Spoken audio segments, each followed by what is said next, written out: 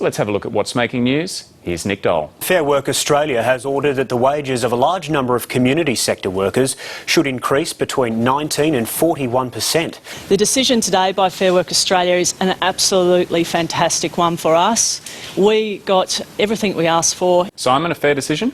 Look, I think it is. I mean, look, there's no doubt. If you do a fair day's work, you should get a fair day's pay. Judith's rolling her eyes there, well, so I you go. I actually don't think you understand this at all, Simon. It's a terrible decision.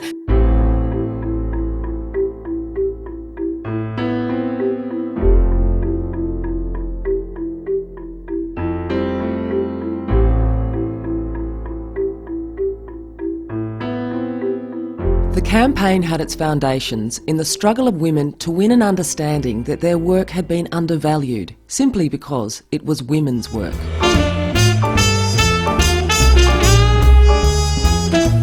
We pay tribute to the struggle of our sisters and brothers in Queensland, who in 2009 laid the foundations for everything that was to follow. It all began in Queensland in 2009 when our branch ran a pay equity case. They awarded increase of between 18 and 30%. Ever since then, the ASU has had our eyes fixed on that light on the hill.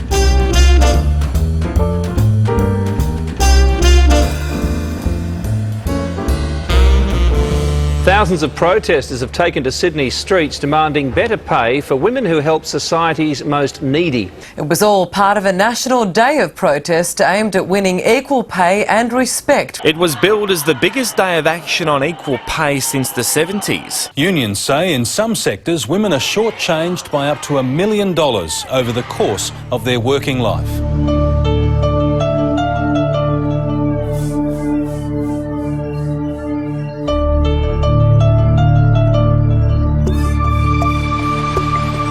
A pay rally has suddenly transformed into a flash mob style performance at State Parliament. Probably would have been underpaid $20,000 a year for the last 25 years. That means that I don't have the superannuation that I should have. How wide is the disparity between men and women pay in the community services sector? Look, it can be up to 37%. Women in 2010 still don't earn the same money as men do. And the real problem's this: industries that are dominated by women are undervalued. Welcome to Equal Pay Day.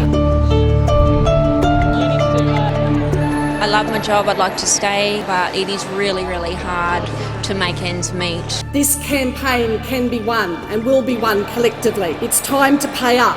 No more lip service to equal pay.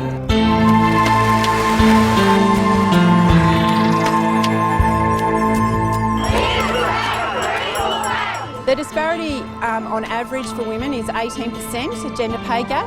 In the community sector, it's up to 37%. This week, the ASU lodged a landmark case with Fair Work Australia, seeking to lift the pay of more than 200,000 workers by 25%. I want to be paid fairly and equitably. We love our job, but we don't want to go anywhere else, but, you know, we struggle to pay the bills that we have to pay. These workers were told that they could never win and they should give up. These comments never weighed them down, nor undermined their determination. But the case is facing outright opposition. The Australian Federation of Employers and Industries, which represents employers in the community services sector, says the low wages have nothing to do with gender. For over 3 years, week in and week out, we took our fight to the community, to the media, to our parliaments and to the streets. Our members have fought long and hard, they have rallied, they've sent kisses. We've been dancing for equal pay, flash mobs outside MPs' offices and in State Parliament. We've been bringing together workers in the sector, employers in the sector, peak bodies, asking for our sector to be valued.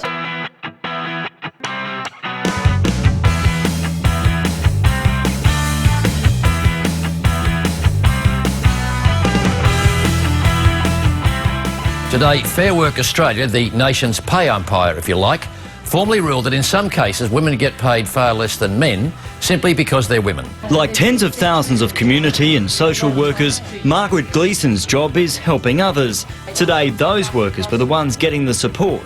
It's an historic decision for women workers generally.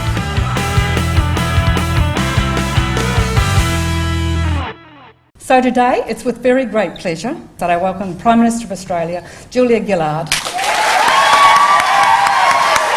Today, the Australian Government will join with the Australian Services Union. Together, we will argue for rates of pay that fairly and properly value social and community sector work.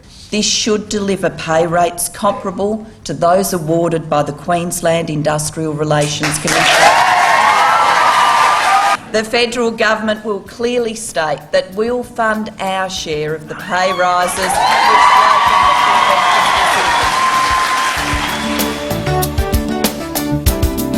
Many people said along the way that it won't be possible, that they'll never agree to those pay rises. It's too much money. Well, I suppose they were wrong.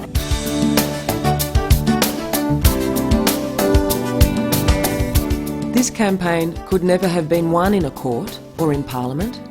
It was won by everyday Australians who believed their cause was just and who were willing to do whatever it took.